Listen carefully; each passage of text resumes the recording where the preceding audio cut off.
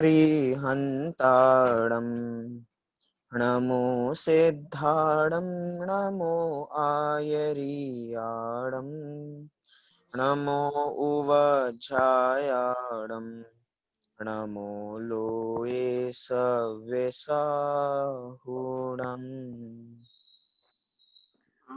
मंगलम भगवान वीरो मंगलम गौतमो गणी मंगलम कुंद कुंदाद्यो जैन धर्मोस्तु मंगलम सर्व मंगल मांगल्यम सर्व कल्याणकारकम प्रधानम सर्वधर्माणां जैनम जयतु शासनम जैनम जयतु शासनम उत्तम क्षमा मार्दव आर्जव भाव हैं सत्य शौच संयम तप त्याग उपाव हैं आकिंचन ब्रह्मचर्य धर्म 10 सार हैं चहुगति दुख ते काढ़ी मुकति करतार हैं चहुगति दुख ते काढ़ी मुकति करतार हैं 10 धर्म 10 धर्म ये एक जीव के हैं 10 लक्षण ये एक जीव के हैं धर्म के 10 लक्षण हैं आज मैं शौच धर्म की चर्चा करने से पूर्व थोड़ी सी चर्चा धर्म के ऊपर करना चाहता हूं कि वास्तव में धर्म क्या है। हमने ये तो देखा कि धर्म वस्तु का स्वभाव है कि वस्तु स्वभावो धम्मो धर्म क्या है वस्तु के स्वभाव का नाम धर्म है लेकिन वो धर्म अपनी आत्मा में कैसे प्रकट होगा हमें वस्तु का स्वभाव कैसे समझ में आएगा कब समझ में आएगा जब समझेंगे तब उसको अंगीकार करेंगे ये बहुत सारा विषय इसका अपना अलग हो जाता है धर्म के ऊपर। लेकिन आज धर्म कोई व्यक्तिगत चीज नहीं रह गई आज धर्म की पब्लिसिटी ज्यादा होने लग गई है। वास्तव में धर्म एक व्यक्तिगत अनुभूति का नाम है। क्या कहा? धर्म एक व्यक्तिगत अनुभूति का नाम है जो आज सब लोगों को बता बता के हम लोग करते हैं कि हम धर्म कर रहे हैं हमारे 10 लक्षण पर्व आ गए हैं हमने ये उपवास किया हमने ये किया वो किया ये मतलब कि जितनी मान बढ़ाई करना चाहते हैं जितना दिखावा करना चाहते हैं उससे ज्यादा अनुभूति कम हो पाती है या यूं कहूं कि अनुभूति होती ही नहीं है। वास्तव में क्या व्यक्तिगत धर्म अकेले बैठने का धर्म है कि 10 दिन अकेले बैठ के मात्र चिंतन करें और कुछ नहीं करें 10 धर्मों की आराधना करें क्योंकि बहुत साल हो चुके हैं 10 लक्षण पर्व मनाते हुए बहुत बार 10 धर्मों की चर्चा भी सुन चुके हैं लेकिन उसके बावजूद भी अंतरंग में नहीं उतरेगा तो वो व्यक्तिगत अनुभूति भी कभी होने वाली नहीं है। इसलिए व्यक्तिगत अनुभूति के लिए तो हमें अपने लिए भी कुछ समय निकालना पड़ेगा। आज कौन सा धर्म की चर्चा करनी है? हमें उत्तम शौच धर्म की चर्चा हमें मुख्य रूप से आज करनी है। उसके पूर्व एक छोटी सी कहानी से प्रारंभ करते हैं फिर अपना विषय आगे बढ़ाएंगे। श्रमशु नवनीत की कथा। किसकी कथा? श्रमशु नवनीत की कथा। कौन थे ये श्रमशु जी? एक व्यक्ति का नाम है श्रमशु। कैसे पड़ा उनका नाम? इस कथा के बारे में थोड़ा सा हम जानते हैं। बहुत इंटरेस्टिंग कहानी लग रहा है कि मोक्ष कहानी को पहचान गया कि कौन सी कहानी है। पहचान गए क्या मोक्ष कहानी? चलिए कहानी पहचान गए। क्या है कहानी? और लोगों को भी पता लग जाएगा मेरे घर में भी लोगों को पता लग जाएगा इसलिए कहानी को जल्दी से हम पूरी सुनाते हैं। क्या है कहानी? एक बार एक व्यक्ति काम से बाहर जाता है कि ज्यादा नगर में जाता है कि अधिक से अधिक मैं रुपए पैसे इकट्ठे करके आऊंगा और एक बड़ा आदमी बनूंगा। ऐसा हर समय उसके मन में विचार चला करता था। हर समय इसी विचार में डूबा रहता था कब मैं बड़ा बनूंगा कब मैं बड़ा बनूंगा। और जब भी काम से थकता था तो किसी के घर पे जाता था और कहता था कि मुझे एक गिलास छाछ दे दीजिए और वो एक गिलास छाछ रोज पीने लगता था। उसकी बहुत बड़ी बड़ी मूछें हुआ करती थी तो जैसे ही एक गिलास छाछ का पीता था तो उसकी मूछों में थोड़ी सी छाछ रह जाती थी। अब उस छाछ को मिटाने के बदले में क्या करता था अपने घर जाता था और घर पे जाके कटोरा रख रखा था और उस मूछों में से जो छाछ बची है उसको निकाल के किसमें डालता था? एक कटोरे में उसको स्टोर करता हुआ मक्खन उससे ही बाद में बनेगा कि उसको इकट्ठा करके अपने पास रखने लग गया। ऐसे ही रोज ये सारे काम किया करता था। रोज जाता था छाछ पीने छाछ पीता था निकालता था और रखता जाता था। अब एक दिन ऐसा आया कि वो पूरा उसका कटोरा लबालब भर गया, अब उसमें कुछ जगह बची नहीं। अब सर्दियों के दिन थे तो पास में एक अंगीठी भी रखी हुई थी, उसके अंदर आग जल रही थी, आराम से लेट कर आराम कर रहा था, और बराबर में ही वो जो टोकरा पूरा भर चुका था उसको भी रख रखा था। आराम से लेटा हुआ था और मन ही मन विचार कर रहा था कि इस पूरे जो ये भर चुका है इसको बेचूंगा, बहुत सारा सोना इकट्ठा करूंगा, सोने को बेच के क्या करूंगा, सोने के बेच को फिर एक बड़ी पदवी प्राप्त करूंगा, महामंत्री बन जाऊंगा, कहीं का राजा बन जाऊंगा, फिर तो पूरा राज्य मेरे उसमें ही चलेगा। थोड़े दिनों बाद और विचार करने लगा, और विचार किया, मैं चक्रवर्ती बन जाऊंगा। सब कुछ मन के ख्याल है, सब कुछ मन ही मन में चल रहा है, कुछ बना नहीं है। चक्रवर्ती बन जाऊंगा, और फिर सोच रहा है कि चक्रवर्ती बन के पैर फैला के सोऊंगा, वहीं पे मेरी पत्नियां मेरे पैर दबा रही होंगी, और जब मेरी पत्नी अच्छी तरह पैर नहीं दबाएगी तो जोर की उसको लात मारूंगा और उसको सिखाऊंगा सबक कि अच्छी तरह पैर दबा। इसी सपने में उसके पैर गलती से सच्ची में चल गया, और जैसे ही पैर चला तो जो पूरा मक्खन था, जो भी इकट्ठा हुआ था, पूरा आग में जाके मिल गया। और आग में जैसे ही मिला वहीं पे आग लग गई। आग लगी तो उसके कपड़ों में आग लग गई, उसका पूरा घर जल गया और वो मर गया। तो ये थी अपनी श्रमशु नवनीत की कथा। क्या अर्थ है इस कथा का?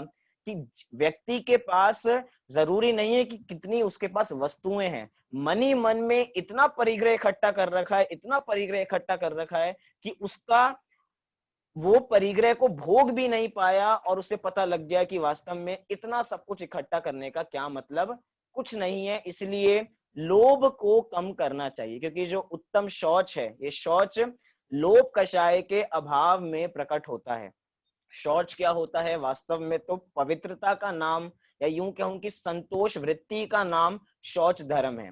कहीं कहीं पूजनों में दूसरे क्रम भी प्राप्त होते हैं, सत्य धर्म की चर्चा भी इस दिन की जाती है, लेकिन अपने को इससे कोई मतलब नहीं है। किसी भी धर्म की चर्चा किसी भी हम दिन करें, सारे धर्म तो हैं अपनी आत्मा के ही, तो किसी भी दिन किसी धर्म की चर्चा हम कर सकते हैं। और देखा जाए तो चार कषाय हैं, एक एक के अभाव में एक एक धर्म प्रकट होता जाता है, तो उसके हिसाब से लोभ कषाय के अभाव में अपना शौच धर्म प्रकट होता है। पूजनों में इसको बहुत बड़ा बड़ा बताया गया। क्या बड़ा बड़ा बताया गया? कि सबसे बड़ा कोई धर्म है तो वो शौच धर्म ही है, इससे बड़ा कोई धर्म दूसरा नहीं है। क्यों नहीं है? 10 धर्मों में सबसे बड़ा शौच धर्म। शौच धर्म सबसे इसलिए बड़ा है क्योंकि मात्र शौच में लोभ कषाय का अंत नहीं होता, सारी कषायों का अंत उसके साथ हो जाता है। यूं कहूं कि जो सबसे ज्यादा ताकतवर रहता है वो आखिरी तक टिकता है मैदान में, और जो आखिरी तक टिकता है अब उसको हराना है।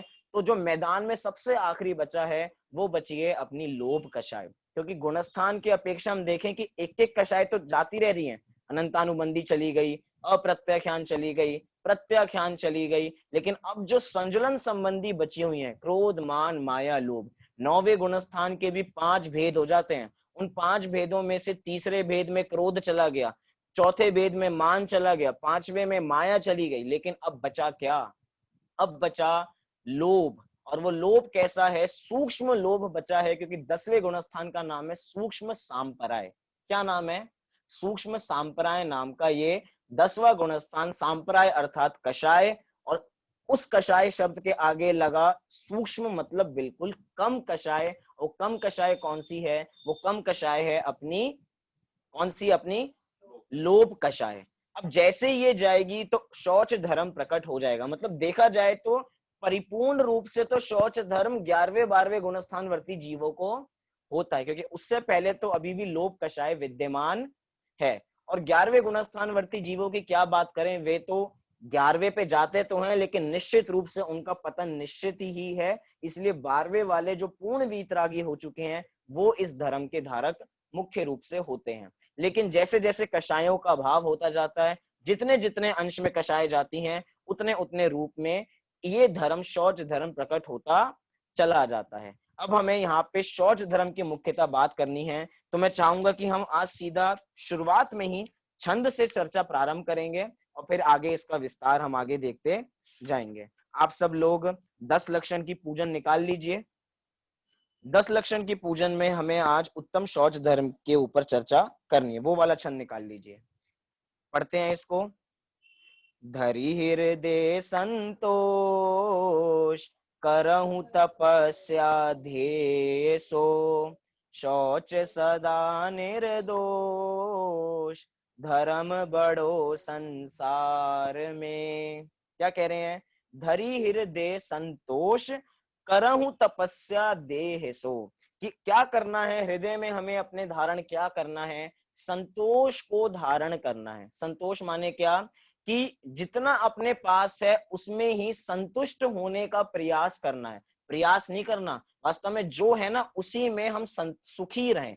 प्राप्त जितने संयोग हमें प्राप्त हैं उन्हीं को पर्याप्त समझें। क्या कहा? जितने संयोग प्राप्त हैं उन संयोगों को पर्याप्त समझे तो हम सुखी रह सकते हैं। लेकिन ये जीव दुखी कब होता है? जब इसकी आशाएं ज्यादा होती हैं, और आशाएं ज्यादा होती हैं तो हर समय चिंतित रहता है, हर समय चिंतित रहता है, और कभी संतोष को धारण कर पाता नहीं है। एक बार ऐसे ही एक नगर बहुत बड़ा था, एक राजा थे। तो राजा, एक वहां पे संत भी रहते थे। तो राजा ने एक बार आमंत्रण किया कि एक संत को, कि आप हमारे यहाँ आइए और आप हमारे यहाँ आहार लीजिए। तो संत जी ने कहा ठीक है, हम आपके कल घर आ जाएंगे। तो उन्होंने पूछा राजा जी ने कि आप क्या खाएंगे? उन्होंने कहा कि सहज वृत्ति से, कि जो आप खिलाएंगे हम तो वही खा लेंगे, हमें कुछ ऐसा कुछ विशेष नहीं चाहिए। तो उन्होंने कहा कि आप ज्यादा तैयारी भी मत करना, मैं अपना कटोरा अपने साथ ही लेकर आऊंगा, आप उसमें ही जो देना चाहो मुझे दे देना। संत जी पहुंचते हैं राजमहल में। राजा ने पूरी तैयारियां करा रखी थी, पूरा राजमहल सजवा रखा था। संत जी आते हैं और देखते हैं, राजा देखता है कि संत के हाथ में इतनी छोटी सी कटोरी। कितनी छोटी सी कटोरी? इतनी छोटी सी कटोरी। उन्होंने कहा कि महाराज आप इतने छोटे में से कैसे करेंगे? मैंने आपके लिए इतनी बड़ी बड़ी तैयारियां कराई हैं। कह रहे हैं कि तुम अपना धर्म निभाओ और हम अपना धर्म निभाते हैं। तो राजा ने आदेश दे दिया, जाओ खीर लेकर आ जाओ, जो हमने संत जी के लिए बनवाई है वो खीर लेके आओ। तो सारे सेवक खीर लेने गए, और जैसे ही उनको देते हैं, उनके पात्र में वो छोटी सी कटोरी में डालने जाते हैं, वो पूरा खीर पलट देते हैं, लेकिन उसके अंदर रंच मात्र भी खीर भरती नहीं है। अब राजा को टेंशन हुई कि इतनी सारी खीर बनवाई थी, सारा भर दिया इतनी छोटी सी कटोरी और खाली रह गई। राजा ने फिर से बनाई, दोबारा बनवाई, तिबारा बनवाई, 3-4 बार खीर बनवाई, और उससे कटोरा रंच मात्र भी नहीं भरा।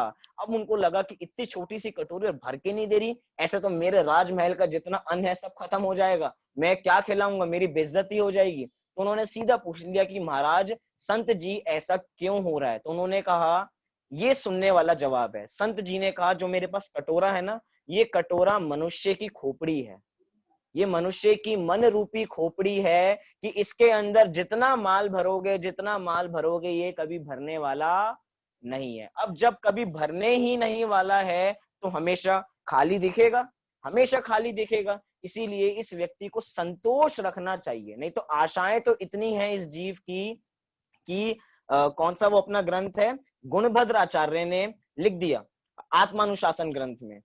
क्या लिखा? कि इस जीव का आशा रूपी गड्ढा इतना बड़ा है, इतना बड़ा है, कि 3 लोक के सारी सामग्री भी उसमें आके मिल जाए तो भी इसकी आशा रूपी गड्ढा कभी समाप्त होने वाला नहीं है। किसकी बात कर रहे हैं?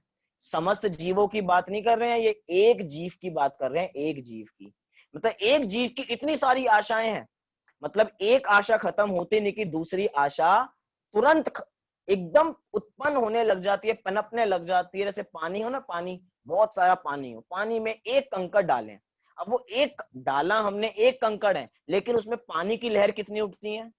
सोचिए, वो एक डालते हैं तो एक लहर, 2 लहर, 3 लहर, और लहर बढ़ती ही चली जाती है, खत्म नहीं होती है। ऐसे ही ये आशाएं बढ़ती रहती है, बढ़ती रहती हैं और बढ़ती रहती हैं, ये कभी समाप्त होने वाली नहीं है। हम चाहते हैं कि हम थोड़ा ज्यादा कमा लेंगे तो हम सुखी हो जाएंगे। एक बार उनसे मिलिए जिन्होंने ज्यादा कमा रखे हैं, क्योंकि किसी को तो आदर्श समझते होगे ना।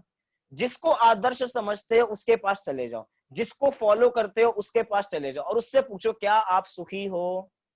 वो कहेगा नहीं, हम अभी तो सुखी नहीं, हमें तो और करना है, और करना है। और गरीब से पूछो तुम सुखी हो? कहेगा मुझे तो, मैं तो सुखी हुई नहीं, देखो कितना कुछ कुछ है ही नहीं मेरे पास तो। मतलब दोनों की कंडीशन एक जैसी है, चाहे गरीब के पास कुछ नहीं है तो वो दुखी है, अमीर के पास सब कुछ है तो वो दुखी है, मतलब दोनों एक ही कंडीशन पे खड़े हैं, कोई सुखी नहीं है। क्यों? क्योंकि आशाएं इतनी है। तो कह रहे हैं पहली पंक्ति में, धरी हृदय संतोष करहु तपस्या देह की। दूसरी पंक्ति में कहा करहु तपस्या देह की, कि देह के माध्यम से तपस्या करो। किस चीज की तपस्या करो? तो जितनी तपस्या कर सकते हो, मतलब 5 इंद्रिय के विषयों पर कंट्रोल करो, यही हमारी तपस्या है। क्या तपस्या है? ध्येय के माध्यम से जो 5 इंद्रिय विषयों को भोगने में हम हर समय जाते हैं, लोभ प्रवृत्ति बता रहा हूं, एक इंद्रिय में मजा नहीं आता तो दूसरे इंद्रिय पे जंप कर जाते हैं, दूसरी में मजा नहीं आता तो तीसरी पे जंप करने में समय नहीं लगता। अभी फॉर एग्जाम्पल लीजिए, क्योंकि अभी प्रवचन बहुत सारे चल रहे हैं, कुछ प्रवचन पसंद नहीं आए, चलो इनका सुन लेते हैं, इनका नहीं आया तो चलो इनका सुन लेते हैं, ये नहीं तो ये सुन लेते हैं, इसमें भी बदल रहे हैं। अभी इस ग्रंथ का स्वाध्याय में मजा नहीं आ रहा, चलो दूसरा करने लग जाते हैं, दूसरा करने लग जाते हैं। मतलब ये मन ऐसी चीज है जो संतुष्ट करना ही पड़ेगा उसे। हमें क्या कहा? संतुष्ट करना पड़ेगा। अगर कहीं पे भी संतोष धारण नहीं करेंगे तो सुखी नहीं हो पाएंगे। तो यहाँ पे कह रहे हैं कि करहूं तपस्या देह की, कि भैया भूख की बात नहीं चल रही इधर की खाना छोड़ देना, कि ये तपस्या की पर्वत पे चले जाना, हाथ बिल्कुल ऊपर कर लेना, एक पैर पे खड़े होकर तपस्या करना, ऐसी बात नहीं कह रहे। क्या बात कह रहे हैं? पांचों इंद्रियों के विषयों पे कंट्रोल करने की बात कह रहे हैं, और यही वास्तविक तपस्या है। तो दरी हृदय संतोष करहु तपस्या देह सो। फिर कह रहे हैं शौच सदा निर्दोष धर्म बड़ो संसार में। शौच सदा निर्दोष, कि शौच धर्म कैसा है? सदा ही निर्दोष है, मतलब उसमें किसी प्रकार का दोष नहीं, क्योंकि संतोष वृत्ति ऐसी है कि हमेशा सुखी ही रहने वाले, अगर हमें संतोष है तो। आपको पता है कभी भी कोई जीव किसी के अभाव में दुखी नहीं होता। क्या कहा? कभी भी कोई व्यक्ति किसी के अभाव में दुखी नहीं होता। प्रत्येक जीव अभाव की अनुभूति में दुखी होता है। क्या कहा? क्योंकि अपने पास देखा जाए, लिस्ट बनाई जाए कि अपने पास क्या नहीं है, हो सकता है अपने पास बहुत सारी चीजें ना हो, लेकिन दुख कब है? उन चीजों के अभाव में दुख नहीं है, उन चीजों की अभाव की अनुभूति में दुख है। जब हमें लगता है कि काश अपने पास होता, काश अपने पास होता, तो हम अपने को दुखी महसूस करते हैं। संयोगों के अभाव में कभी कोई जीव दुखी होता नहीं है। मतलब दुख कहाँ है? दुख अपने मन में है। एक व्यक्ति मुनिराज जी के पास गया, उन्होंने पूछा कि वो बहुत व्यक्ति परेशान था, उसने मुनिराज से पूछा कि मुनिराज आप हमेशा सुखी कैसे रहते हैं? तो मुनिराज ने कहा भैया हम तो, अपने पास तो ऐसा कुछ है नहीं, हम तो अपने में ही सुखी रहते हैं। फिर प्रश्न पूछा, मुनिराज बताइए ना आप सुखी कैसे रहते हैं? तो उन्होंने कहा भैया तुम्हें सुखी होना है? कह रहा हाँ मुझे सुखी होना है। तो जाओ नदी किनारे जाओ, वहां पे बहुत बड़ा चिंतामणि रत्न तुम्हारा इंतजार कर रहा है, उस चिंतामणि रत्न को ले लो तो तुम सुखी हो जाओगे। बड़ा खुश हो गया, चिंतामणि रत्न मिल रहा है, मतलब कि कितना कीमती रत्न। वो गया, बार बार नदी के पास जाता रहा, उतना ही उस व्यक्ति का चिंतन गहरा होता चला गया। उसको वो चिंतामणि रत्न प्राप्त तो हुआ, लेकिन उठाया और सीधा नदी में फेंक दिया। क्यों फेंका? वो फिर से मुनिराज के पास गया, मुनिराज के पास जाके कहा कि मुनिराज अगर चिंतामणि रत्न से मैं सुखी होता तो ये रत्न आज इधर रखा नहीं होता, ये रत्न इधर रखा है, मतलब आपके सुखी रहने का कारण कुछ और है।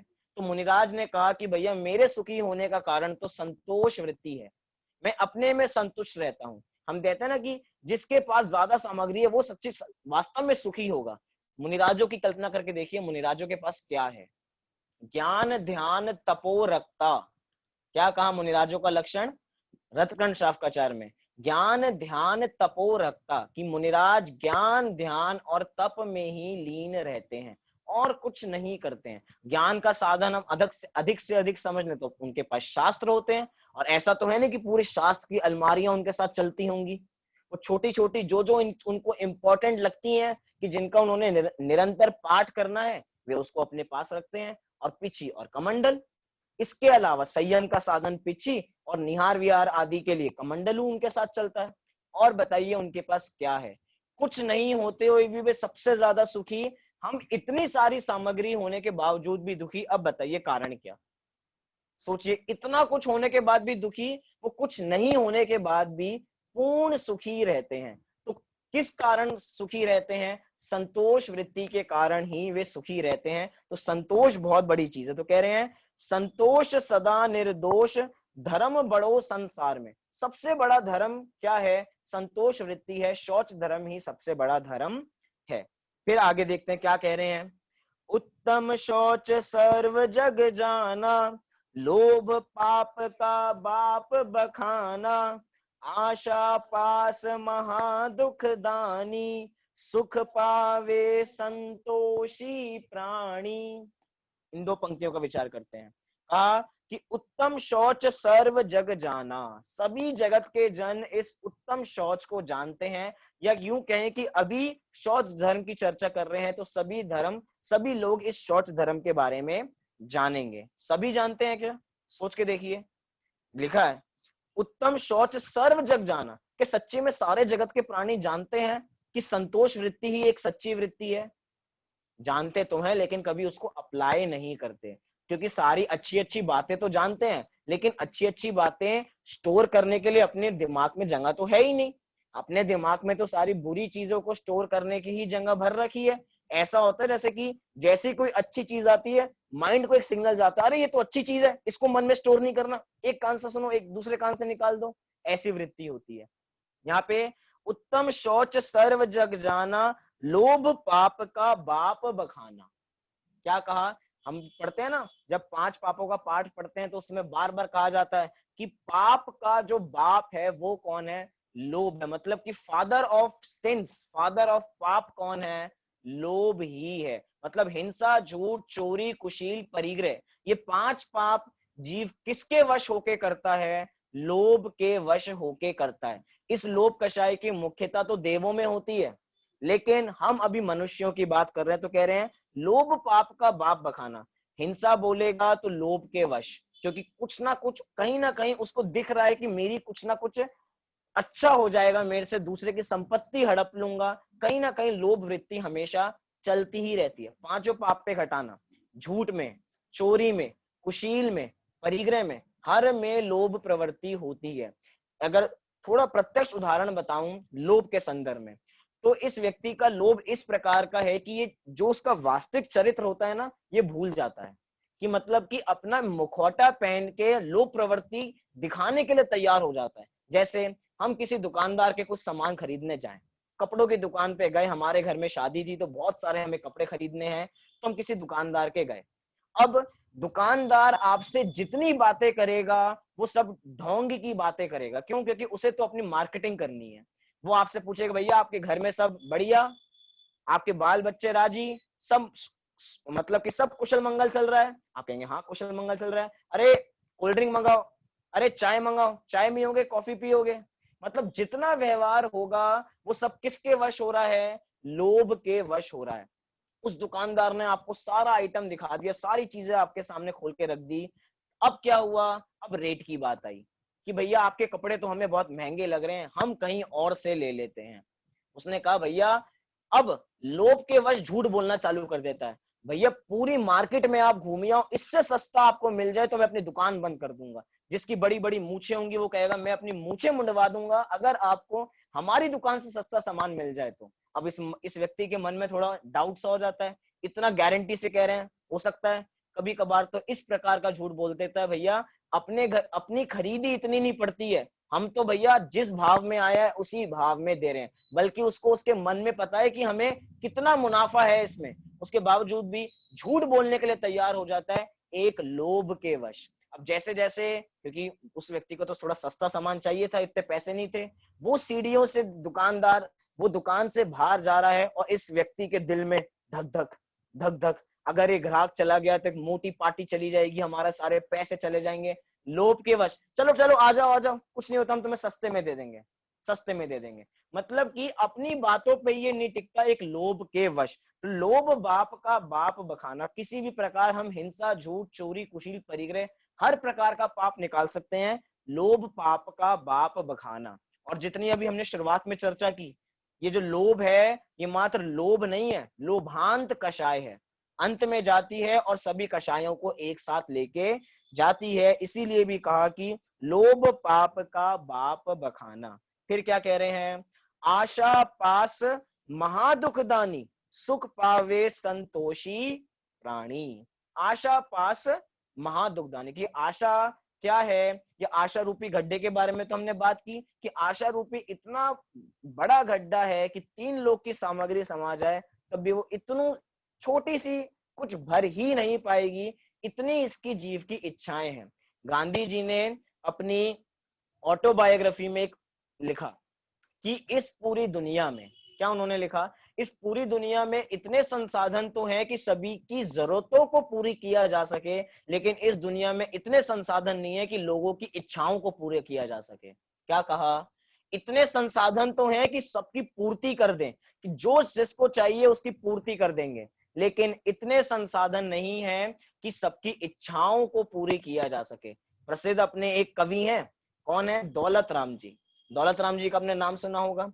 वे दौलत राम जी साथ साथ में मतलब आध्यात्मिक कवि तो थे ही थे, अध्यात्म का रस में तो झूलते ही थे, साथ ही साथ अपना व्यापार भी करते थे। किस चीज का व्यापार किया करते थे? तो छपाई का व्यवहार, मतलब कुछ किराने टाइप की दुकान उनकी, छपाई का काम था, कपड़े कपड़े को छापने का उनका काम हुआ करता था। मैं उनकी संतोषी वृत्ति बता रहा हूं कि आशा क्या थी। सोचिए, उनका एक तरीके का नियम था कि अगर मेरी कमाई इतनी हो जाती है तो मैं अपनी दुकान बंद कर दूंगा और फिर पूरा टाइम अपने धर्म ध्यान में व्यतीत करूंगा, उसके बाद कोई काम करने वाला नहीं हूं। सोचिए, आज के समय में उन्होंने 2000 रुपए कमा लिए। क्या कहा? उन्होंने 2000 रुपए कमा लिए तो वो दुकान बंद करके अपने घर चले जाते थे कि भैया इससे ज्यादा मुझे कमाना नहीं है, इससे ज्यादा मेरा खर्चा नहीं है, तो इससे ज्यादा कमाना क्यों। जब इतना कमा लिया वो वापसी मतलब घर पे वापसी आके धर्म ध्यान किया करते थे। कभी कभार ऐसी घटना होती थी कि सुबह दुकान खोली और 4000 की सेल हो गई। कितने की सेल हो गई? 4000 की बिक्री हो गई। अब क्या करें? कल फिर से दुकान खोलेंगे। अब तो इतने खुश होते थे कि भैया अब तो 2 दिन की छुट्टी, क्योंकि अगले दिन भी 2000 आने थे, तो अब 2 दिन की छुट्टी, अब हमें कोई पैसे कमाने नहीं है, अब तो अपने धर्म ध्यान में समय व्यतीत करेंगे। चाहे 12 बजे 2000 की बिक्री हो जाए तो संतोष, 5 बजे हो जाए तो संतोष, दिन में हो जाए तो संतोष, इससे अधिक नहीं कमाना है। कभी कभार कल्पना करके देखिए, सुबह दुकान खोली और 20,000 की बिक्री हो गई, तो घर पे आके क्या कहते होंगे? चलो भैया कपड़े बांध लो, समय शिखर जी चल रहे हैं, यात्रा करने के लिए चल रहे हैं, अब तो हम वहीं पे जाके धर्म ध्यान करेंगे, 10 दिन बाद दुकान पे आएंगे, अब हमें कभी कुछ नहीं करना है। सोच के देखिए, मतलब कितनी निर्लोभी प्रवृत्ति, कि जब संतोष, इसको कहते हैं संतोष, की जैसे ही संतोष हो जाएगा तो ये जीव सब कुछ बंद कर देगा, लेकिन संतोष नहीं होगा तो कुछ काम होने वाला नहीं है। ऐसा नहीं कह रहे कि आजीविका, हम अपन जीवन तो जी रहे हैं तो आजीविका में कुछ पैसे भी चाहिए पड़ेंगे, ये नहीं कि पैसे कमाने बंद कर दें, लेकिन कुछ तो संतोष, कहीं पे तो फुल स्टॉप लगाना ही पड़ेगा। फुल स्टॉप नहीं लगाएंगे तो ये जीव पूरी जिंदगी दुखी होता रहेगा। मैं पूछता हूँ, 20 साल पहले, क्योंकि सब बड़े बड़े लोग हैं, 20 साल पहले जो आशा आपने लगाई थी सपनों की, क्या उनकी पूर्ति हो गई है? आज 20 साल व्यतीत हो गए और आगे के 20 साल अगर होंगे तो वो भी व्यतीत हो जाएंगे, लेकिन वो 40 साल पहले की आशा कभी पूरी नहीं हो पाएगी। अब पूरा जीवन किस में व्यतीत कर रहे हैं? ये हो जाए, एक बड़ा घर हो जाए, एक बड़ी गाड़ी हो जाए, ये हो जाए, विदेश का एक टूर करिए हैं, ये करिए हैं, वो करिए हैं। अब क्या हो रहा है? संतोष नहीं होगा तो हमेशा दुखी रहेगा। और संतोष, कल हमने एक व्रत की बात की थी, अगर सुबह ध्यान हो तो, एक व्रत, कौन से व्रत की बात की थी हमने? दिग व्रत और देश व्रत की। कि अब दिग व्रत, देश व्रत, हमने ऐसे व्रत ले लिए कि हम कभी इंडिया के बाहर नहीं जाएंगे, तो अब इंडिया के पार की आशा नहीं रह गई। अब इंडिया के बाहर जानने की कभी आशा नहीं रहेगी, कभी उधर का विकल्प नहीं आएगा, विकल्प नहीं आएगा तो संतोषमय जीवन जिएंगे। कभी कभार तो ऐसा होता है, कई लोग अपने संतोष में विघ्न डालने आ जाते हैं। क्या कि हम कभी कभार सादा सरल जीवन जीते थे, आराम से कुर्ता पजामा पहनते थे और आराम से रहा करते थे, लेकिन घर पे मेहमान आ गए। अब मेहमान तो है ही, दूसरे तो संतोष, जहां पे संतोषी व्यक्ति दिखता है उसका संतोष को हनन करने पहुंच जाते हैं। भैया आज क्या पैंट शर्ट का जमाना है, कहाँ कुर्ते पजामे पहन रहे हो, ओल्ड फैशन्ड हो, अच्छे कपड़े पहना करो। अब क्या हुआ? संतोषी व्यक्ति के जीवन में आग लगा दी। अब उसके जीवन में आग लगी, अब वो क्या करेगा? अब मुझे पैंट शर्ट खरीदनी है, ये करना है, वो करना है। अभी तक घर में सिंपल सा चेयर रखी रहती थी, भैया सोफे वोफे लाओ, लकड़ी वकड़ी का कुछ काम कराओ, बढ़िया बनवाओ अपना घर, कितने घटिया घर में रहते हो। अब संतोषी व्यक्ति के जीवन में फिर आग लग गई। अभी तक जो अपने सादे सरल जीवन में व्यतीत मतलब संतोष में रहा करता था, अब वो विकल्प चालू हो गया, कुछ काम करना है, कुछ काम करना है, कुछ काम करना है। मतलब कि अनेक बार तो हमने ऐसा भी सुना, प्रवचनों में सुना, कि अपने जैनियों के पास इतनी संपत्ति है कि अगर कोई काम ना करें तो भी उसके बावजूद भी उनका पूरा जीवन यापन हो सकता है। लेकिन अगर उसमें एक्सपेंस नहीं होंगे, तो अगर ज्यादा इच्छाएं होंगी, बड़ी बड़ी इच्छाएं होंगी, तो उसकी पूर्ति में समय व्यतीत हो जाएगा और कुछ होने वाला नहीं है। तो क्या कह रहे हैं, आशा पास महादुखदानी, सामान्य दुखदानी नहीं, आशा क्या है, महादुखदानी है, महादुखदानी। अब कितनी सोच सकते हो उतनी कल्पना के पार जाके सोचो महादुखदानी का अर्थ। फिर कह रहे हैं सुख पावे संतोषी प्राणी। संतोषी व्यक्ति कौन होते हैं, संतोषी व्यक्ति अपने में संतोष को धारण करते हैं, जितना है, शुरू में वाक्य कहा था, प्राप्त में पर्याप्त समझना, जितना मिला है उसमें संतोष रखना। ऐसा मत सोचना, कभी कभार हो सकता है हमने ऐसा भी सुना हो कि भैया उन लोगों को देखो जिनके पास घर भी नहीं है, तुम्हारे पास तो घर भी है। ऐसा विचार मत करना, ऐसे विचार में तो राग द्वेष खड़े हो जाते हैं। देखो हम उनसे कितने अच्छे हैं, बड़े लोगों को देखो। अब बड़ों को देखेंगे तो क्या, थोड़ी राग की भावना आएगी, दूसरों को देखेंगे तो लगेगा चलो हम थोड़े बड़े हैं। ऐसा भी मत करो, जितना अपने पास है उतने में ही संतोष रखो, इधर उधर देखने की कोई आवश्यकता नहीं है। फिर क्या कह रहे हैं, अब इसका उपाय, कि इस पवित्रता, इस निर्दोषता, इस संतोषी जीवन का उपाय क्या है। तो कह रहे हैं प्राणी सदा शुचिशील जप तप ज्ञान ध्यान प्रभावते नित गंग जमुन समुद्र नाय अशुचि दोष सुभावते ऊपर अमल मल भर्यो भीतर कौन विधिगत शुचि कहे बहुदेह मैली सुगन थैली शौच गुण साधु लहे। इन चार पंक्तियों का अर्थ करते हैं। क्या कहा, प्राणी सदा शुचिशील जप तप ज्ञान ध्यान प्रभावते, कि जो प्राणी, जो क्या ना ऊपर, कि सुख पावे संतोषी प्राणी, वो सुख कैसे पाते हैं, तो उसका उपाय बता दिया कि शील के द्वारा, जप के द्वारा, जप अर्थात जाप करना, जो हम कहते हैं आमनाय नाम का जो स्वाध्याय है, जिसका हमेशा 5 प्रकार के 5 भेद के ना स्वाध्याय के, आमना, सॉरी अपनी वाचना, प्रेक्षना, अनुप्रेक्षा, आमनाय और धर्मोपदेश। तो जो चौथा है आमनाय, उस चीज का पाठ करना। तो ज्ञानी कैसे सुखी रहते हैं, वे अपना राज बता रहे हैं आपको। अगर उनका राज अपना लिया, उनका टोटका अपना लिया, तो जीवन भर सुखी रहेंगे। कह रहे हैं शील के द्वारा, जप के द्वारा, तप के द्वारा, ज्ञान के द्वारा, ध्यान के द्वारा हम सदा सुखी रहते हैं। प्राणी सदा सुचिशील जप तप ज्ञान ध्यान प्रभाव थे। अब ध्यान में भी किस ध्यान की बात, आर्त ध्यान और रौद्र ध्यान की बात नहीं, धर्म ध्यान की बात, कि अपने में ही सुखी रहने का ये फॉर्मूला है। इस फॉर्मूले को अपनाएंगे तो निश्चित रूप से सुखी हुए बिना हम रहेंगे नहीं, निश्चित रूप से सुखी होंगे। फिर कह रहे हैं नित गंग जमुन समुद्र नाय अशुचि दोष स्वभावते।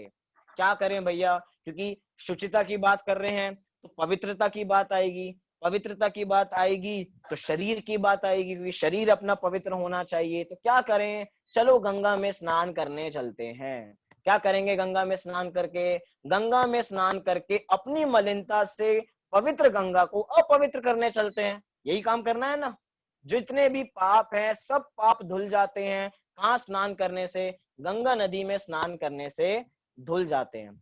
वास्तव में हमें जिस चीज की सुरक्षा करनी होती है ना, उस चीज को धर्म के साथ जोड़ दिया जाता है। क्या कहा, गंगा नदी बहुत पवित्र नदी है, वास्तव में, वास्तव रूप में भी वो बहुत पवित्र है, क्योंकि बहुत ऊपर से आती है। और जो चीज ऊपर से आती है, मतलब पूरा कहां से आ रही है, अपनी गंगोत्री से ऊपर से नीचे से आ रही है, तो बिल्कुल पवित्र होती है। इतनी पवित्र है कि उसके अंदर इतनी ताकत होती है कि जो चरम रोग होता है, मतलब शरीर के जो रोग होते हैं वो मिट जाते हैं। उसमें वो बिल्कुल, जो पानी है वो बिल्कुल पवित्र रहता है। तो वास्तविक में पवित्र है। लेकिन जब भी इसकी सुरक्षा की बात आती है, किसी भी चीज की सुरक्षा की बात आती है, उसको धर्म के साथ जोड़ दो। क्यों, क्योंकि भारतीय संस्कृति ऐसी है कि वहां पे हम कहें भैया गंगा को बचाना है, गंगा का अभियान चालू कर रखा है, गंगा साफ करने वाला, तो कोई जागरूक नहीं होगा। लेकिन अगर उसको धर्म से जोड़ देंगे तो सब जागरूक हो जाएंगे।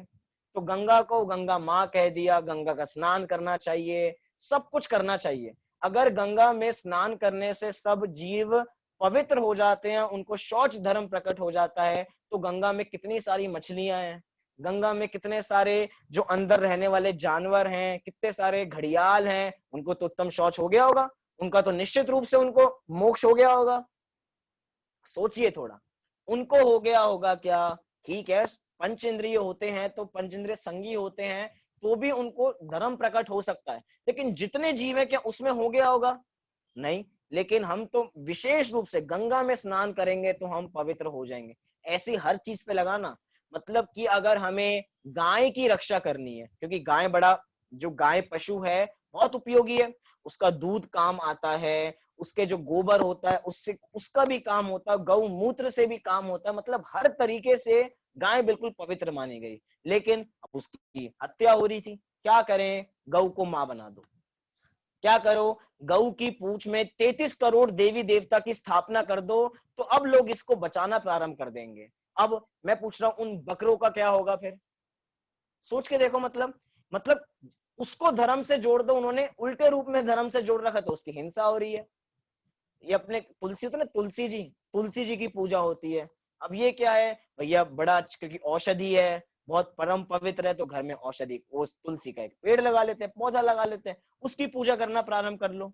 मतलब कि जिसकी सुरक्षा करनी होती है उसको धर्म से जोड़ दो, उसकी सुरक्षा हो जाएगी। लेकिन यहाँ पे कह रहे हैं कि तुम गंगा में कितना स्नान कर लो, कितना ही जमुना में जाके स्नान कर लो, पवित्र होने वाले नहीं हो सकता है शरीर के रोग चले जाएं, शरीर में जो गंदगी थी वो चली जाए, लेकिन अंतरंग की गंदगी कौन साफ करने वाला है? गंगा का पानी पी ले तो शायद हो सकता है अंतरंग की गंदगी चली जाएगी। इस गंदगी की बात कर रहे हैं हम? नहीं, हम कषाय रूपी गंदगी की बात कर रहे हैं। तो कह रहे हैं नित गंग जमुन समुद्र नहाए, अशुचि दोष सुभावते, कि अशुचि, सब कुछ अशुचि है, मतलब कि देह तो अपना अशुचि है ही है। आगे देखिए, आगे कहेंगे तो और थोड़ा मर्म भर देंगे। आगे कह रहे हैं ऊपर अमल मल भर्यो भीतर कौन विधि घट शुचि कहे। ऊपर अमल, ऊपर अमल मल भर्यो भीतर, कि ऊपर से कैसा लगता है? ऊपर से तो अमल लगता है, अर्थात मल से रहित लगता है। वास्तव में तो ऊपर से भी मल से रहित नहीं लगता। आप सुबह नहा के आओ, और नहाने के बाद किस व्यक्ति को पसीने नहीं आते? तुरंत नहा के आते हैं और कहते हैं कि अरे हम तो पसीनों में भीग गए। भैया फिर नहा के क्यों आए थे? नहा के आए थे, नहाने क्यों गए थे? क्योंकि बड़े गंदे फील कर रहे थे, बड़े पसीने आ रहे थे। अब नहा के आए, तुरंत नहाने के बाद फिर पसीने में नहा लेते हैं, 2 बार नहाना हो गया अपना का तो। लेकिन यहाँ पे कह रहे हैं कि नहाने से कोई पवित्र होने वाला नहीं है, बल्कि यूं कहें कि जो नहीं नहाते हैं वो पवित्र होते हैं। क्यों? क्योंकि अपने मुनिराज तो अस्नान व्रत के धारी होते हैं। जो मुनिराज कभी भी स्नान नहीं करते वो परम पवित्र रहते हैं, और जो दिन में 3 बार स्नान करते हैं वो सबसे ज्यादा अपवित्र रहते हैं। कौन 3 बार स्नान करते हैं? सोच लेना, जिसको ज्यादा गर्मी लगती हो, जो एक दिन में 3 बार तो पानी से नहा रहा हो, 3-4 बार पसीनों से नहा रहा हो, सोच लो। अब जो अस्नान व्रत के धारी हैं वो सबसे ज्यादा परम पवित्र हैं, उनको ही संतोष वृत्ति होती है, वे ही बहिरंग पवित्रता भी रखते हैं और अंतरंग पवित्रता भी वास्तव में वे ही रखते हैं। तो कह रहे हैं ऊपर अमल मल भरे भीतर, अंतरंग में मल भरा हुआ है। अंतरंग में मल भरा हुआ है, कैसे भरा हुआ है? तो कह रहे हैं नव द्वार भये घिनकारी, 9 द्वारों से हर समय मल ही मल बहता रहता है, मल ही मल बहता रहता है। थोड़ा सा पानी लीजिए, पानी में थूक दीजिए थोड़ा सा, अब बताइए कोई पीना चाहेगा उसको? कौन पीना चाहेगा? कोई पीना नहीं चाहेगा। क्यों? क्योंकि वो तो अपवित्र हो चुका। भैया पेस्ट किया था हमने अच्छी तरह, वो अच्छे वाला, वो महंगे वाला ब्रश किया था हमने, अब तो साफ होगा? नहीं होगा। मैं तो कह रहा हूँ एक पानी लीजिए और पानी में बस उंगली डाल दीजिए अपनी, और उंगली डाल के कहिए लो अब पी लीजिए। कोई पिएगा? मेहमान के सामने बस ट्राई करना सब लोग, मेहमान जब आए घर में, 1 गिलास पानी लेना और 1 गिलास पानी लेके जाना, कहना अभी रुक जाओ, पीना मत, स्टैचू हो जाओ, और उंगली डालना, लो अब ये पवित्र हो चुका। क्योंकि मैंने भैया डिटॉल से धोई थी, आजकल तो सैनिटाइजर का जमाना है, पूरा सैनिटाइज कर रखा है मैंने अपना हाथ, अब पी लो। अब बताओ कौन पिएगा? कोई नहीं पिएगा। अब बताओ कितना अपवित्र है, हर जगह मल ही मल भरा हुआ है। तो कह रहे हैं ऊपर अमल मल बरयो भीतर। ये जब इसका थोड़ा पोस्टमार्टम कीजिए, सोचिए अगर आपकी आते बाहर निकाल के दिखाई जाए ना, जो लॉन्ग इंस्टेटाइन है, ये स्मॉल इंस्टेटाइन है, उसको बाहर निकाल के दिखाया जाए, अब बताओ अब कुछ कर पाओगे आप? मतलब कहेंगे भैया इसको अंदर ही भर दो। अगर अंदर है तो ठीक है, बाहर निकल जाते तो खाना भी नहीं खाया जाता। अगर खून वून की बातें खाना खाते वक्त कर लो तो कहते भैया अभी अपवित्र बातें क्यों कर रहे हो, अच्छी अच्छी बातें करो, अभी खाना भी निगला नहीं जा रहा।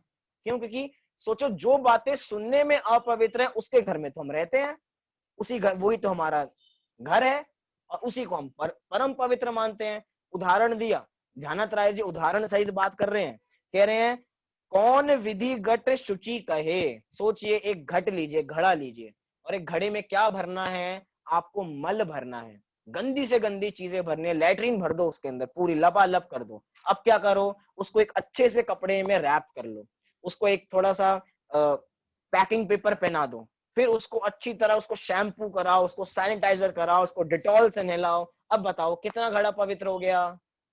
भैया बाहर पैकिंग सबकी अच्छी होती है, लेकिन अंतरंग का माल से पता लगेगा कि वो पैकिंग का क्या अर्थ है। कभी कभार धोखेबाजी हो जाती है ना, कि बाहर में अच्छी अच्छी पैकिंग में हम कुछ घर पे सामान ले आते हैं और पता लगता है अरे अंतर में तो कुछ है ही नहीं, खाली निकला है। तो अब बताओ बाहर की पैकिंग से मत देखना, बाहर से सब सुंदर लगने वाले हैं, लेकिन अगर थोड़ी सी भी बीमारी हो जाए तो अपवित्र हो जाते हैं। अभी कोई मेरे चेहरे पे कोई दाग नहीं, यही यहाँ पे एक छोटा इतना बड़ा सा कोई पकौड़ा सा हो जाए, थोड़ा सा हो जाए जिसमें पीव यहाँ से निकल रही हो, अब बताओ कौन लोग देखना पसंद करेंगे?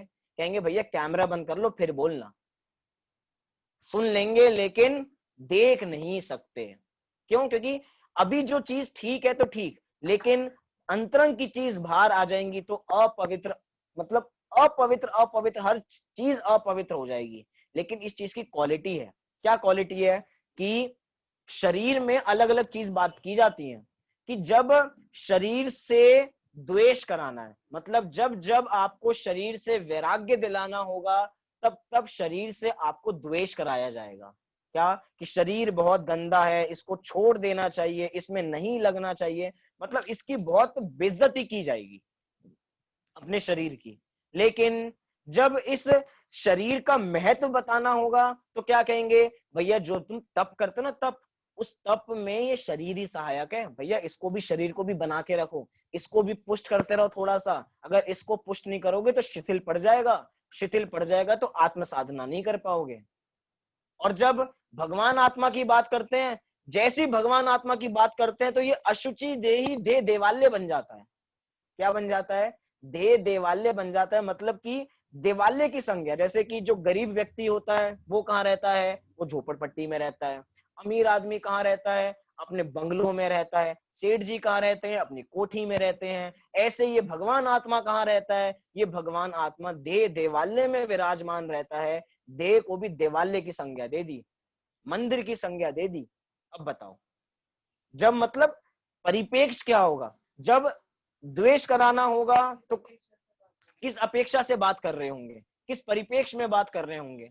द्वेष कराना होगा तो उसे गंदा बता देंगे, थोड़ा तप कराना होगा तो कहेंगे भाई इसकी केयर करो, भगवान आत्मा की बात करेंगे तो इसको दे दे वाले बता देंगे।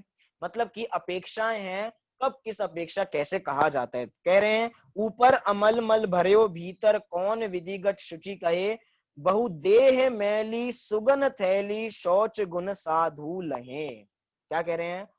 बहु देह मैली, देह तो पूरी मैली है, लेकिन सुगुण थैली, सुगुण रूपी थैली से ये भरी हुई है, अर्थात अंतरंग में तो इसमें अनंत गुणों की एक खान है, लेकिन बाहर अपवित्र है। हमें तो अंतरंग में दृष्टि करनी है, हमें द्रव्य दृष्टि करनी है, हमें पर्याय दृष्टि नहीं करनी। द्रव्य दृष्टि जिनेश्वरम, पर्याय दृष्टि विनश्वरम, कि पर्याय दृष्टि का नाश होना चाहिए और द्रव्य दृष्टि जिनेश्वरम, उसको जयवंत रखना चाहिए, उसकी केयर करनी चाहिए, उसकी ओर ध्यान देना चाहिए। तो शौच धर्म भी यही संदेश दे रहा है कि अपने अंतरंग में जाओ तो तुम्हारा कल्याण होगा, अपने अंतरंग में नहीं जाओगे तो तुम्हारा कल्याण नहीं होगा।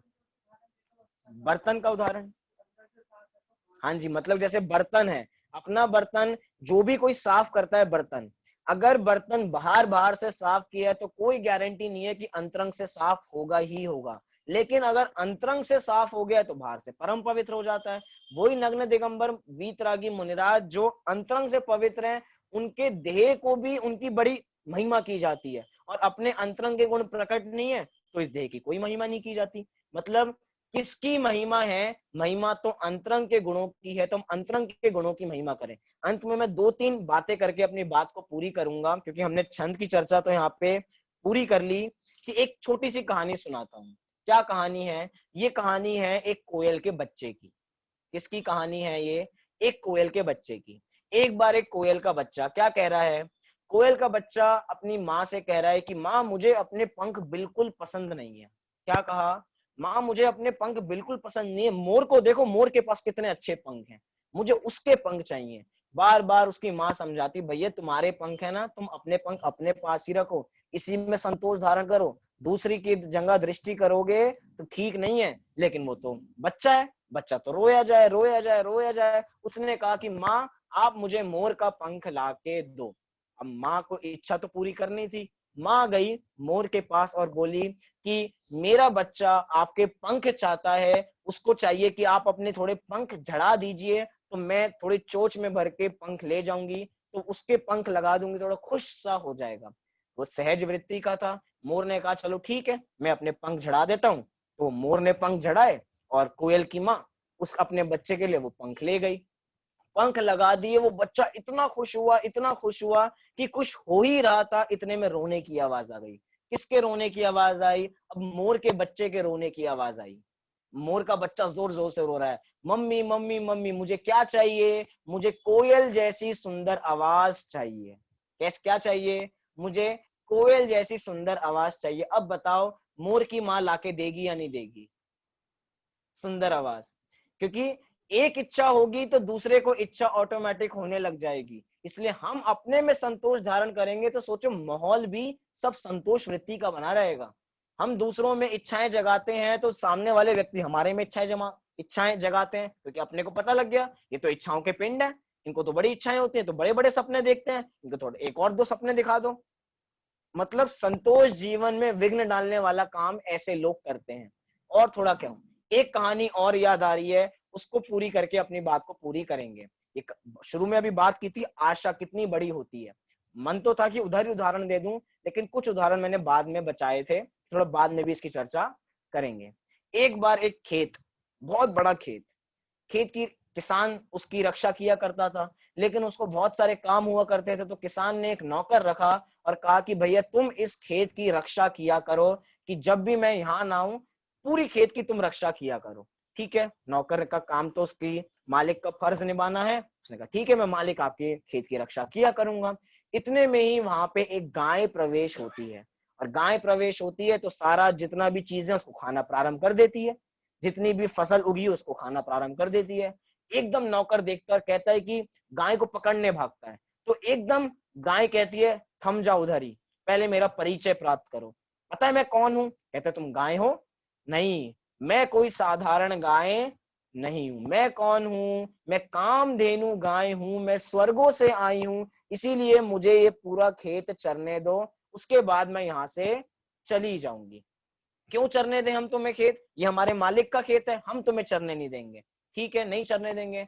तो वहां पे कामधेनु गाय ने कहा ठीक है, मैं तुम्हारी कुछ इच्छाएं भी पूरी कर दूंगी। एक काम करना, जब मैं ये पूरा खेत चर लूंगी, जितना मेरा पेट भरना होगा मैं पेट भर लूंगी, तो मैं अपनी पूंछ उठाऊंगी, और जैसे ही मैं पूंछ उठाऊं तुम मेरी पूंछ को पकड़ लेना, मैं तुम्हें स्वर्ग लेके जाऊंगी और स्वर्गों के लड्डू खिलाऊंगी। अब उस व्यक्ति के मन में थोड़ी लालसा जागी, भैया स्वर्गों के लड्डू मिलने वाले हैं, अगर आपको मिले तो सोचिए आप जाओगे नहीं जाओगे, अपने बारे में भी सोचो। अभी उस व्यक्ति की बात करते हैं। वो व्यक्ति लड्डुओं की इच्छा में बार बार गाय की पूंछ पकड़ता और स्वर्ग जाता, स्वर्गों के लड्डू खा के वापसी आता। ऐसे चलता रहा चलता रहा चलता रहा, और एक दिन ऐसा आया कि पूरा खेत ही खाली पड़ गया, मतलब खंजर बन गया, वहां पे कुछ बचा नहीं, पूरा खेत खाली हो गया। मालिक आया और नौकर से पूछा कि ये मैंने तुम्हें रक्षा करने को कहा था, तुम रक्षक की बजाय तुम ही भक्षक बन गए, तुमने ही पूरा खाली कर दिया, मेरे खेत का क्या होगा? तो नौकर ने अपने मालिक को बताया, मालिक ये जो खेत है ना, इसमें कामधेनु गाय आती है और वो कामधेनु गाय कहती है कि तुम मेरी पूंछ पकड़ो, मैं तुम्हें स्वर्गों में लेके जाऊंगा, तुम्हें लड्डू खिलाऊंगी स्वर्गों के। तो मालिक को लगा भैया खेत का मालिक तो मैं हूं, मतलब स्वर्गों के मजे लो तुम और मैं स्वर्गों के मजे ना लूं, ऐसा काम होने वाला नहीं है। तो क्या सॉल्यूशन निकाला जाए? तो उस नौकर ने कहा सेठ जी एक काम करना। क्या काम करना? कि जब वो गाय चरने आएगी मैं उसकी पूंछ पकड़ लूंगा, आप मेरी टांग पकड़ लेना। आप मेरी टांग पकड़ोगे तो हम सब स्वर्ग चले जाएंगे। सेठ जी को थोड़ा और लालच आया, उस किसान को थोड़ा और लालच आया। उसने अपने पूरे खानदान को बता दिया कि भैया हम तो स्वर्गों में लड्डू खाने जा रहे हैं, जिस जिसको आना है हम हमारे घर आ जाओ। सारे लोग आ गए। अब क्या हुआ, गाय ने पूरा खेत चरा। अब वो जैसे ही गाय ने अपनी पूंछ उठाई, पूंछ उठाते ही उस नौकर ने पूंछ पकड़ी और उसके साथ चल दिया। साथ ही में सारे जो किसान था, किसान ने पैर पकड़ा, पूरा गांव ऐसे भर के हवा में हो गया, ऊपर जाने लग गया। अब जो किसान था उसके मन में तो लड्डू फूट रहे थे। किस चीज के लड्डू फूट रहे थे? भैया स्वर्गों में जा रहे हैं, इतने बड़े बड़े लड्डू मिलेंगे, कैसे होंगे? अपना नौकर तो लड्डू खा के आ चुका, उसको स्वाद पता होगा, चलो उससे पूछते हैं कैसा होगा। अनेक सवाल उसके सामने पूछे। उसने एक सवाल पूछा कि लड्डू कितना बड़ा होगा, एक बार ये तो बता दो, स्वर्गों में जब जाएंगे तब तो खा ही लेंगे, एक बार बता तो दो प्लीज कि स्वर्गों के लड्डू कितने बड़े होंगे। नौकर ने कहा कि सेठ जी स्वर्ग के लड्डू इतने बड़े होते हैं, और जैसे ही बताया कि इतने बड़े होते हैं, गाय की पूंछ से हाथ छूटा और सब लोग सीधा धरती पे आ गए। क्या अर्थ निकला इस कहानी का? स्वर्ग के लड्डू अब बताओ किस किस को खाने हैं? मैंने कहा था शुरुआत में, स्वर्ग के लड्डू किसको अच्छे लगे? स्वर्ग के लड्डू अच्छे तो हो सकते हैं, लेकिन उनसे भी हमें संतोष होने वाला नहीं है। एक से दूसरे को लालसा हुई, दूसरे से तीसरे को लालसा हुई। सब स्वर्गों के लड्डू देख रहे थे, सब स्वर्गों के सुख देख रहे थे, और वहां से धड़ाम नीचे आके गिरे तो वास्तविकता पता लगी कि ऐसा कुछ भी नहीं था। वो तो सपना देख रहे थे, पलंग से गिरे तो सपना टूटा और सारी हकीकत आंखों के सामने आ गई। ऐसे यहाँ पे कह रहे हैं कि ख्वाली मतलब कि मन के पुलाव बनाना बंद करें, ज्यादा लोभ प्रवृत्ति ना करें, जितना हो उसमें संतोष रखें, संतोष वृत्ति रखें, अंतरंग की पवित्रता भी रखें, बाहर की पवित्रता भी रखें, तो निश्चित रूप से उत्तम शौच धर्म अवश्य प्रकट होगा ही होगा। इसी मंगल भावना से मैं अभी की बात को पूरी करता हूं। आप लोगों को कोई वैसे इस संबंधित कुछ प्रश्न होगा नहीं, लेकिन अगर कोई प्रश्न है तो आप पूछ सकते हैं। और अगर कुछ मोक्ष भजन प्रस्तुत करना चाहे तो भजन प्रस्तुत करें। करना है मोक्ष कुछ भजन प्रस्तुत?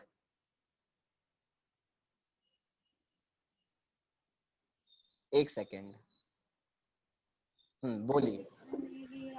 नर्तन विदारन मरण मारन मलिन भाव विलोक की दुर्गध में मल मूत्र में नरकादि थल अवलोक की जिनके